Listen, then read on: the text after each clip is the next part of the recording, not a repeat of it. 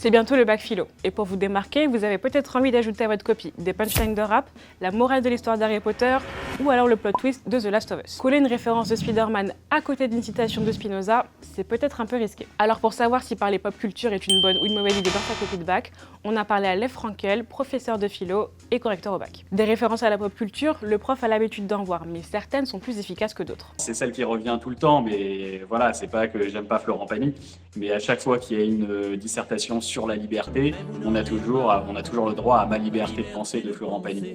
Donc faites attention quand même aux références un petit peu tarte à la crème, hein, que ce soit dans la référence à la pop culture ou que ce soit dans les références classiques. Le plus gros problème avec les références pop culture, c'est que ça ne va pas plaire à tous les correcteurs et qu'on ne sait pas sur qui on va tomber. Moi, j'ai aucun problème avec les références avec la pop culture. Par contre, il y a certains professeurs que ça peut embêter et qui vont toujours privilégier les références classiques. Donc, ce que je vous conseille, c'est d'essayer d'avoir à la fois des références pop et des références classiques en privilégiant les références classiques. Il ne faut pas forcément exclure les références à la pop culture, mais il faut toujours faire attention à ce que ces références-là, elles viennent nourrir la réflexion sur le sujet. Donc si vous voulez absolument lier une notion philosophique à la pop culture, le plus important, c'est de trouver un équilibre avec des références classiques qui parleront à tous les correcteurs. Si vous parlez de choses vraiment trop actuelles, comme des mangas ou des choses comme ça, là, vous risquez de perdre le correcteur parce qu'il ne connaîtra même pas le titre de l'ouvrage.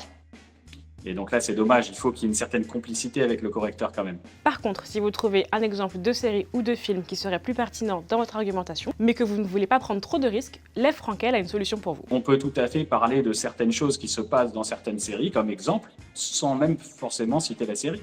Par exemple, on peut parler de la question de l'amour psychotique ou de l'amour toxique. Grâce à la série You. Cette réflexion sur l'amour est extrêmement intéressante. On n'est pas obligé de dire qu'on l'a vu dans la série You.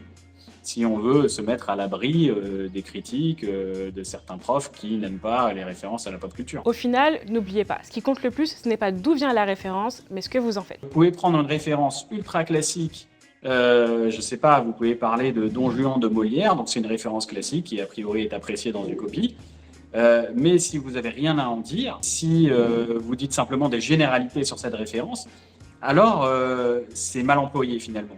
Par contre, si vous avez une référence à la pop culture, mais qui cette fois-ci est bien exploitée, où il y a un certain détail dans le film qui vous a intéressé et dont vous avez envie de parler, un certain dialogue, là ça devient beaucoup plus intéressant. Parce que le plus important pour le bac philo, c'est d'offrir une argumentation bien réfléchie et bien construite. Life.